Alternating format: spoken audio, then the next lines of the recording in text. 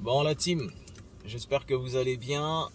Écoutez, je suis obligé de vous faire une vidéo assez rapide, une vidéo un petit peu à chaud par rapport à quelque chose qui s'est passé ce matin, pour vous prévenir de faire attention et de rester toujours sur vos gardes parce qu'on ne sait jamais.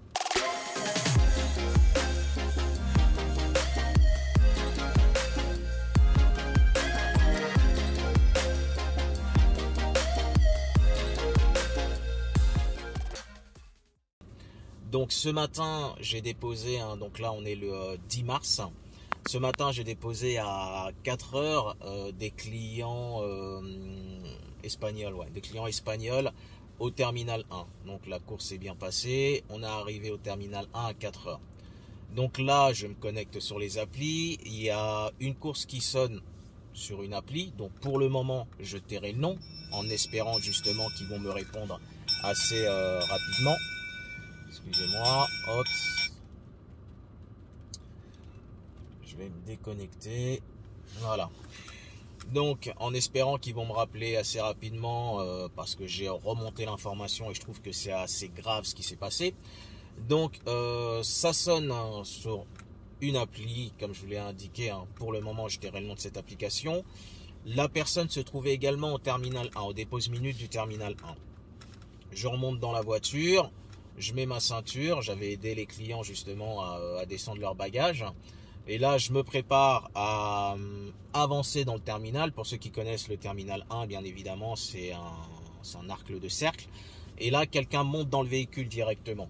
Donc, je me retourne, je dis bonjour. La personne ne me répond pas. Le type était masqué, vous savez, avec les caches-bouches de moto. Et il me dit simplement, si je monte dans la voiture, donc je lui dis bonjour, c'est bien pour monsieur Intel. Et le type me dit, si je monte dans la voiture, ça veut dire que je suis la personne en question. Et moi, je lui réponds, moi, vous ne me dites pas bonjour, je démarre pas. C'est aussi simple que ça. Et là, je lui redis bonjour. Le mec, il commence à me menacer moi et ma généalogie. Là, je vous dis, mon sang, il n'a pas fait 2 secondes. Mon sang, il a bouillonné. Donc là, je sors du véhicule. D'accord ? Lui-même, automatiquement, il sort. Et je vais vous prévenir, les gars, j'ai fait un truc qu'il ne faut jamais faire quand vous avez une altercation.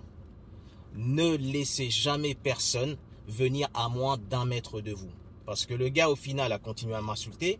Moi, je suis resté calme. Je lui ai dit donc, monsieur, vous vous en allez.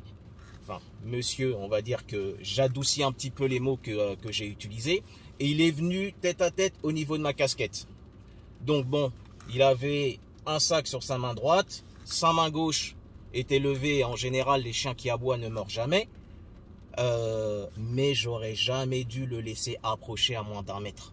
Jamais, jamais, jamais, parce qu'on sait jamais. On sait jamais ce qui peut se passer. Peut-être qu'il a un couteau, peut-être qu'il a je ne sais quoi. Et les choses peuvent aller très, très vite. Donc là, je fais vraiment la vidéo à chaud pour vous dire, donc faites attention. Je vais vous donner le prénom de la personne, c'est Simon Pierre. Il a commandé au terminal 1. Donc soyez vraiment vigilant. Et puis une fois de plus, quand ce genre de choses arrive, gardez vos distances avec la personne. Je le répète, gardez vos distances physiques avec la personne au moins 1 mètre. Et normalement, le réflexe que j'aurais dû avoir, c'est de sortir du véhicule. Il sort du véhicule, je ferme la porte, je verrouille et je vais à l'intérieur du terminal voir s'il y a la sécurité ou bien la police qui est là et signaler le comportement de ce client, de ce malotru, si je peux me permettre. D'accord ? Donc donc voilà, si vous avez un Simon Pierre au niveau du terminal 1 et qu'il arrive que ça soit tôt le matin, clairement voilà, faites attention. Bon, vu qu'il y a mes parents aussi qui regardent les vidéos, donc je tiens à les rassurer, il ne s'est rien passé, il n'y a pas eu d'échange physique, si je puis dire, mis à part le fait qu'il se soit rapproché de moi à moins d'1 mètre. Mais une fois de plus, je vous le dis et je vous le répète, soyez extrêmement vigilants dans ces cas-là. Gardez vos distances avec la personne qui vous insulte et qui veut s'en prendre à vous physiquement. Autre chose également, on m'avait posé la question de la nécessité ou pas d'avoir une dashcam dans le véhicule. Sérieusement, je ne suis pas un adepte de ce genre d'outils, si on pourrait dire.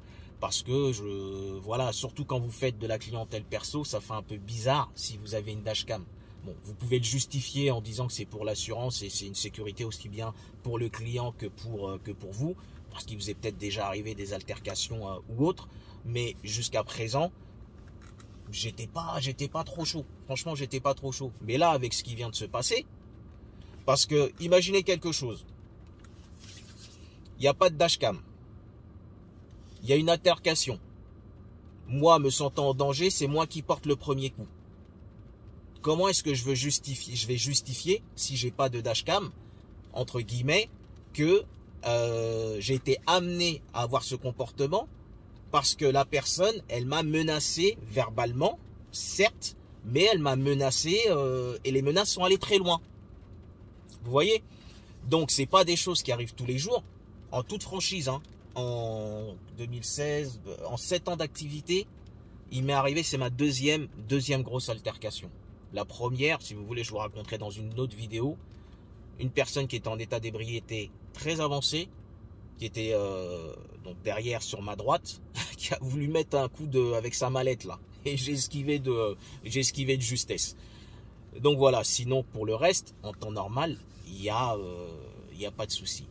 Donc les amis, soyez extrêmement vigilants par rapport à ça. Si un client, vous ne le sentez pas, vous ne le prenez pas. Parce que moi, il était hors de question, parce que je devais le déposer du terminal 1 à Roissy. Déjà, de toute façon, vu les insultes qu'il avait proférées, les menaces qu'il avait proférées, c'était même pas la peine. Mais si vous sentez que vous n'êtes pas serein et que le client représente un danger pour votre intégrité physique, vous le faites sortir du véhicule. Point barre. Vous cassez pas la tête. Sérieusement, ça n'en vaut pas la peine, et cela, quel que soit le prix de la course. Là, on va même pas dire oui, en plus pour des courses qui sont payées des cacahuètes. Non, non, non. Quel que soit le prix de la course, cela n'en vaut clairement pas la peine. Donc, la personne sort du véhicule. Si la personne ne veut pas sortir du véhicule, vous sortez du véhicule et vous allez trouver un agent de police ou peu importe. Et surtout, une chose, je vous le dis, je vous le répète, j'insiste, ne laissez jamais personne venir à vous à moins d'1 mètre. Gardez toujours 1 mètre de distance. Toujours, puisqu'il faut que vous puissiez voir ce que cette personne va faire avec ses mains. C'est vraiment impératif, et j'irai même plus loin, ça peut même parfois vous sauver la vie. D'accord les gars? Bon, là c'était vraiment une vidéo un petit peu à chaud. Comme d'habitude, pour ceux qui bossent, hein, bon, force et honneur. Pour ceux qui se reposent, bon repos, et à bientôt dans une nouvelle vidéo. Ciao la team.